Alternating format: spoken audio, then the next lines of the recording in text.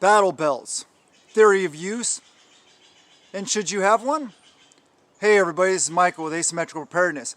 That's what we're talking about today. Battle belts, war belts, gun belts. People call them different things. But it is what I'm wearing here.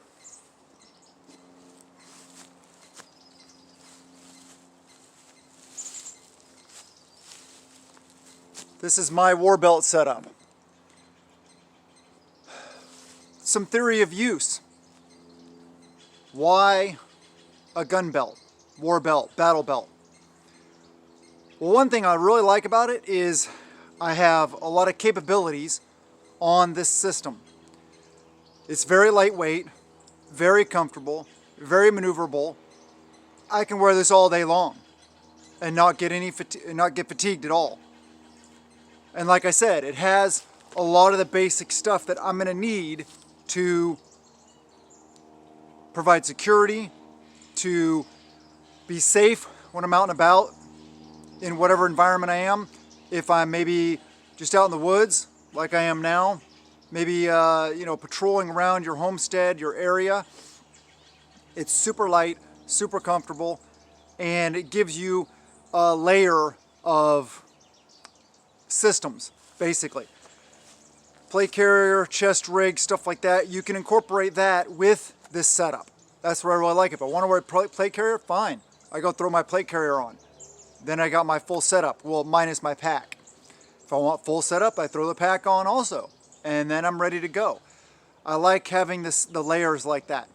I like having it set up where if I have to ditch my plate carrier or my pack, whatever it is, not the best situation, but if I'm just going with a battle belt, which I can run for miles and miles and miles with this thing on, I can do everything I need to do. I still have all the basic capabilities. I'm going to go over what I have on my belt set up and how I have it set up in just a moment.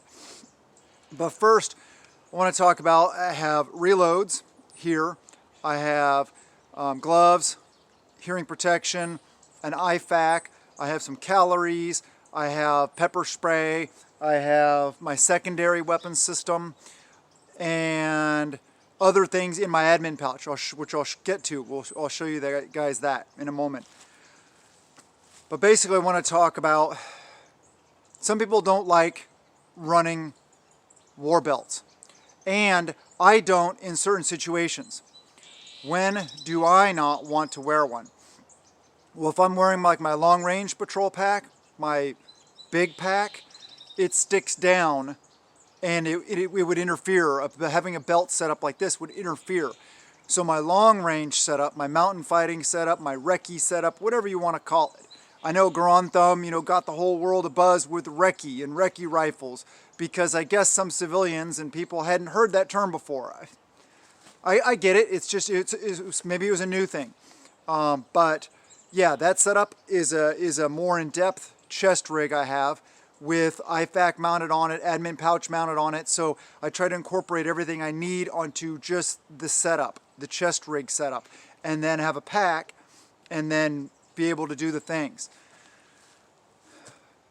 But I really like having the war belt because say you're in an SHTF scenario, you are at your bug out location, you're at your bug in location, your group is around you, whatever, and you need to go out and work in the garden or do all the mundane tasks around the area. And if you're part of the security forces, you could always have your battle belt on you, have your primary, even if you just have it slung, have it slung out of the way like this, then you have all the capabilities and you can still do all the work you need to do. So I really like the setup. And it's, like I said, it's light, it's maneuverable, all the things. So let's get into what my battle belt setup looks like. First off, you can see how it's attached. It's a belt, pretty simple. Some people, it's an overbelt. It's not an underbelt. I have an underbelt under here in my pants. It's an overbelt system. This has a Cobra buckle, which the releases are, you just push these tabs in like that, and then it clicks in like that. Nice quick release setup. It does have the Rigger's D-ring, which I just taped over and to cover up because it's shiny. It is MOLLE webbing. It is a laser cut webbing, so no additional stuff sewn on the outside, so it's a little bit lighter weight. This battle belt, the belt itself, is is from UR Tactical. It's their gun belt. I forget the exact thing. They're out of Hong Kong, so I don't know about shipping and stuff. I have no affiliation with them whatsoever. It's a good belt. I like it. And yes, they're out of Hong Kong, but they make a lot of really good quality stuff. Let me put this down here so I can talk about it some more. Going to the right, I have a Safariland setup for my Glock. This is a Safariland 6378 TAC 832 for a Glock 17 with the M3 tac light.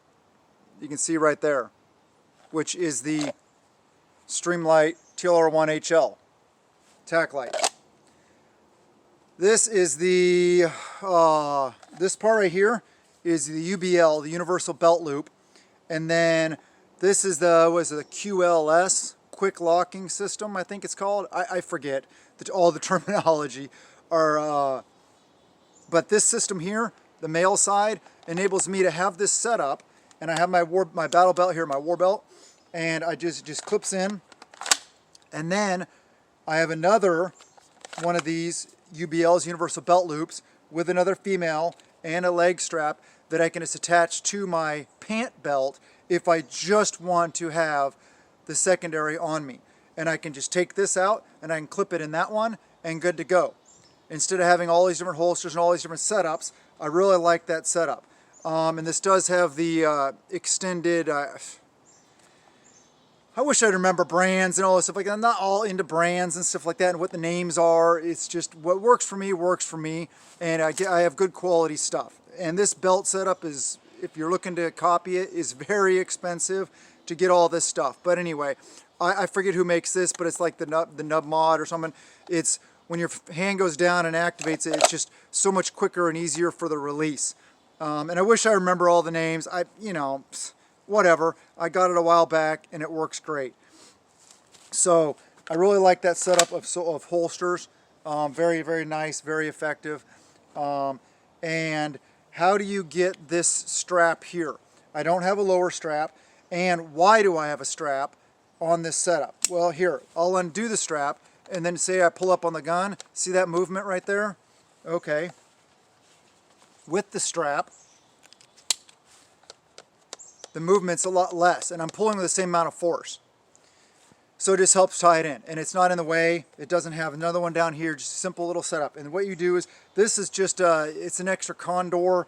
It stretches a little bit, leg, belt. I don't even know what it was from, what piece of gear it was from.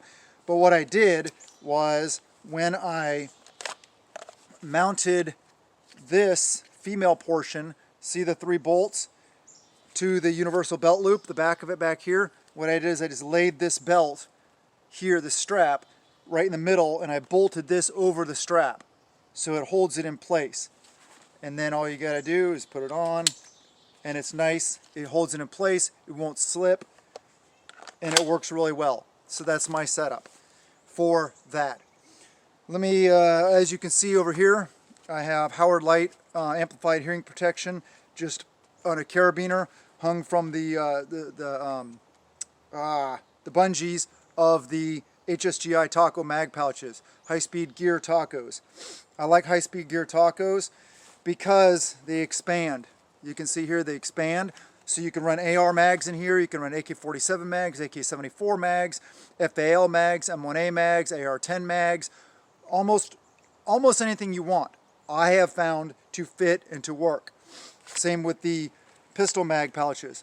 So if you're running, a 9mm, a 45, a 10 millimeter, whatever it is, it'll work in here, it'll fit.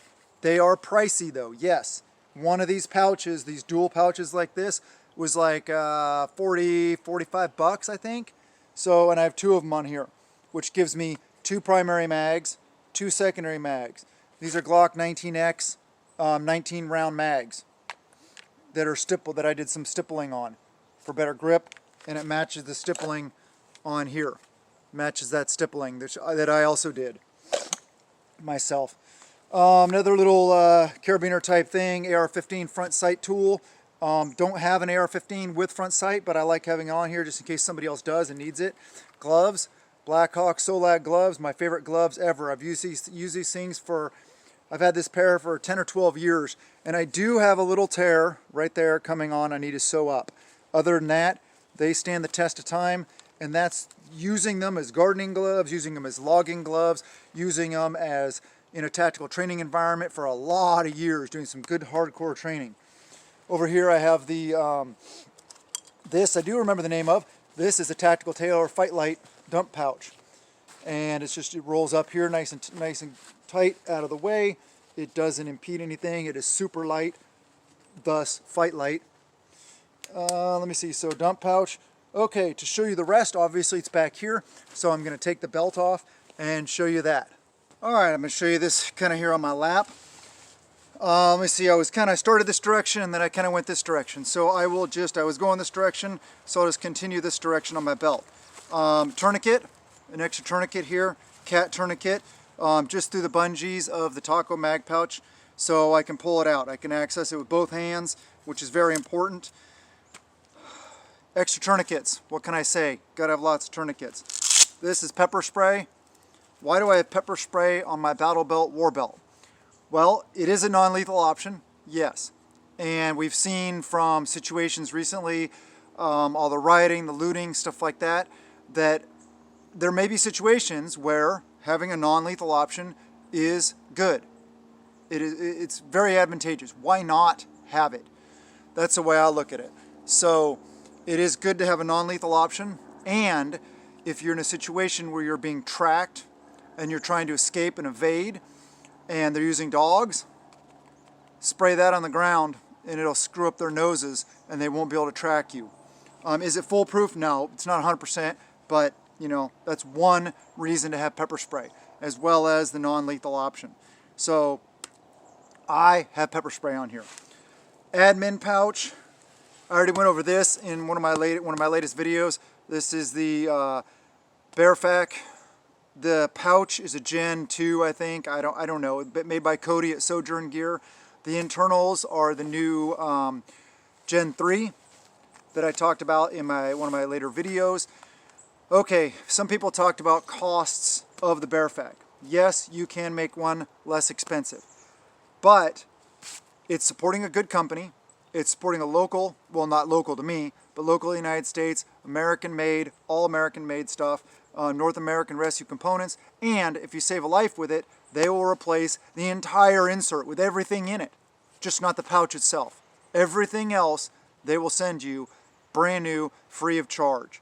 So if you would like to save some money, if you're budget minded, sure, there may be better routes for you to go. Definitely save some money.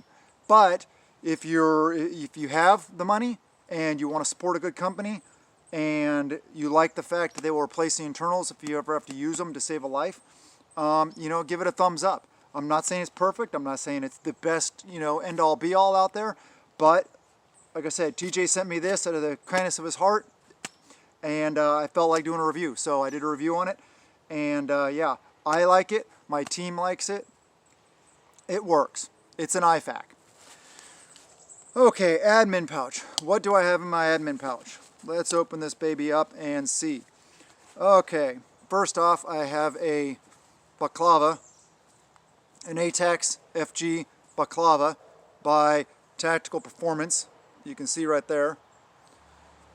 Good baklavas, good company. They make some good stuff, really good stuff.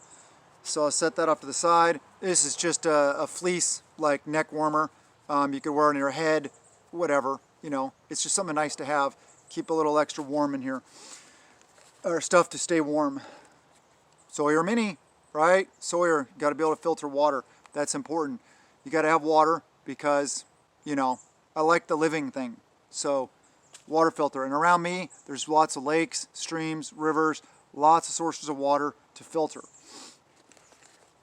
What is this? Zip Fizz. This is kind of like an energy drink in a powder form that I can put in my water and drink it. And on the one thing to note, on the war belt setup itself, No, I do not have a canteen or a water bottle or anything like that, because if I'm going to be leaving the immediate proximity of my property, I would throw on a hydration bladder, bare minimum, or other kit. That's why this setup isn't perfect. It doesn't have everything. And that's why I would still have this, and I would still have this, because this system is also incorporated with my other systems. It's not just a standalone, but it does offer some decent capabilities by itself. What else do I have in here? I have a lighter wrapped in duct tape, just good old Bic lighter, because, you know, it's good to have a lighter. Lots of uses for a lighter. What else do I have? I have a cheap little Lensatic compass. And yes, I get it, it's cheap. This isn't my primary compass. It's kind of like a backup, just so I have something on here. I have REM oil. Take care of your primaries, take care of your secondaries. You know, that's why you have that. I have some calories. I have some sun butter, which is sunflower butter. It's like, yeah, sunflower butter. It's like peanut butter. These are, oh, let me see, 200 calories for serving size. Yeah, so one of these. So there's 400 calories, and then there's two more. So we're talking 800 calories in there. And I'm not expecting to survive out of this long term. It's just some calories. I have one of these little camo compact camo face paint things. And this isn't the best option either. It's super light though, and it's small, and it was inexpensive, and it's easy to slide in there. So I have that in there. What do I still have in here? AR-15 spare parts kit. This has firing pin, you know, springs, just different things you need in here. I'm not really going to go over that. It's just a AR-15 replacement parts kit. Important to have. The main thing is the firing pin for me. I have a cleaning kit in here. I think this is an Otis. I forget. Like I said, I'm not a brand name type person, but it's a little cleaning kit that I like having in here. And in the bottom, a bunch of 550 cord. Gotta have cordage. So let me see. Yeah. One thing I wanted to mention about kit. Oh, but first, before I forget, if you enjoy the content, please subscribe, hit the like button, comment below, share the videos, notification bell, you know, all those things that help out the growth of the channel, so that we can reach, and I can reach more people, empower more people, talk about things like this, open more people's eyes to the realm and the world of preparedness. It's very important. And check out links in the description below. You can save some money on Ready Hour Foods from My Patriot Supply through preparewithap.com, and check out our Patreon, link in the description below. It's the top link.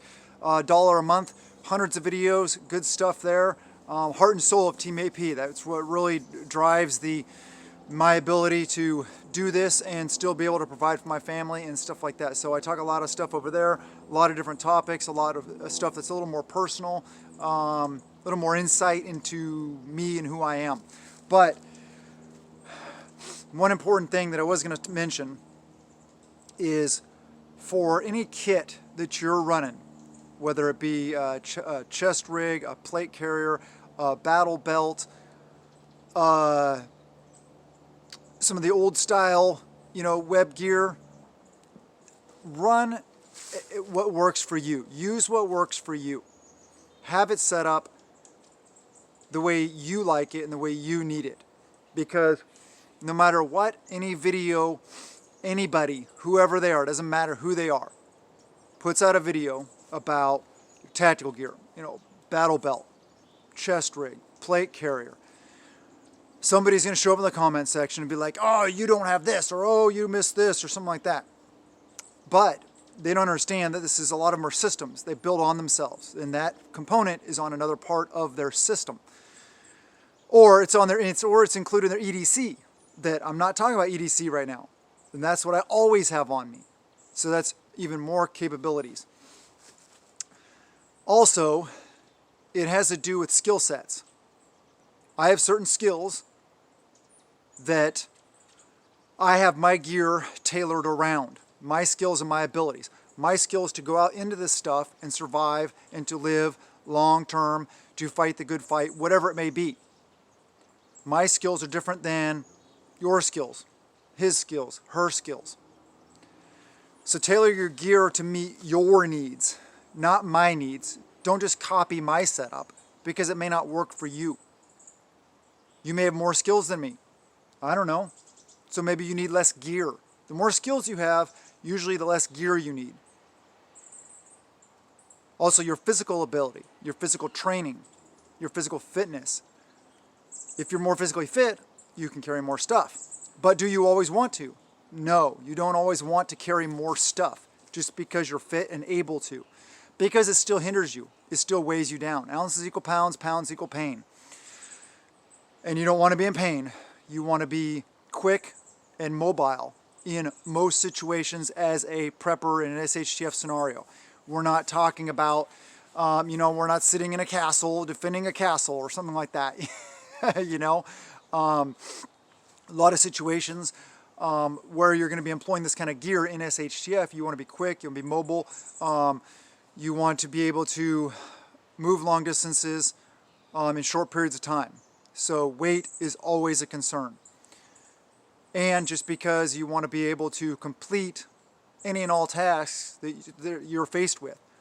If you encumber yourself with too much gear, you're not going to be able to complete the tasks. And then what are you going to do? You're going to end up ditching the gear. And then you're not going to have it anyway. So why take it in the first place? Don't put the kitchen sink in your gear. Yeah, common sense. Tailor it for your needs. And make sure common sense things like your IFAK. Make sure you can reach your IFAK with both hands. I can, no problem. Extra tourniquets. Make sure you can reach with both hands. Try to keep, here's one thing I'll show you. Try to keep the front slick. Don't have a bunch of stuff on the front here, because when you go prone, you don't want it getting in the way. And if you get in and out of a vehicle, you bend over and it'll be uncomfortable. Sure, I have things in the back, but I ride in a vehicle like this often. And no big deal, no problems. So that's one of my recommendations, how that's slick. You see across the front there? Slick. Nothing there, nothing in the way. That's one basic recommendation. And there are different subtleties. Like, here I'll show you another subtlety. Okay, if you're looking at me straight on, this is not over here. It's not, see? It's not perfectly centerline. It's forward of center. Because that's where I like my draw. I want it slightly forward of center. And that is a personal thing. Those are things that if you are out training and if you're out doing and using your gear, you're going to figure out. You're going to know what works for you, what's comfortable for you, how you want your stuff set up. Maybe you're left-handed, so everything's going to be opposite of me. Or maybe I did this recently, was set up a bunch of gear for an individual that shoots rifle left-handed but pistol right-handed. So the gear had to be all just what works for you. And you don't need to spend money just to spend money. You don't have to buy the best of the best. Like I said, this war belt, when I added up all the costs, because I had people on Patreon asking me, about the setup and, how much it runs and what my recommendations are and everything like that. This belt setup was close to, I think it was close to $700 or $800. I mean, I got it over time though. I didn't just go out and boom, here you go. I added to it, I modified things, I changed things. That's why I have several war belt, battle belt setups. I have this is like my tier 1, and then I have like tier 2, tier 3, and then I have a bunch of ones that I have just set up where I can, if somebody shows up, I can say, here you go, here's your belt set up, here's your rifle, whatever. Help go set up on the perimeter or patrol or something like that. So having more gear than what you just need is important. And you'll end up with extra gear as you build your systems, learn your systems, train with your systems. Some of it you'll find that doesn't work for you, so you'll throw in a box somewhere. Keep that box of stuff so that when people show up, SHTF scenario, your tribe, whatever, you can open up that box and be like, hey, who needs what? Good thing to have. But that is basically, that's my battle belt, war belt, theory of use. and how I have mine set up, because it works for me. Haters can hate. This is my setup. It works very well. Real world training, tactical training, and it mimics setup very closely that I had in the military, and it worked fine then too. So anyway, this works for me. Find what works for you. But the most important thing is get out and train. Train with your gear, use your gear, beat it up. If it fails you, get better gear. Don't want it failing you. Don't be afraid to use your gear because it may get damaged. Okay, well, you want to know that. You want to know that it's going to stand up to abuse. Anyway, I love you guys. Thank you for being here. I really appreciate you guys. Have a wonderful day, and blessings to you and yours.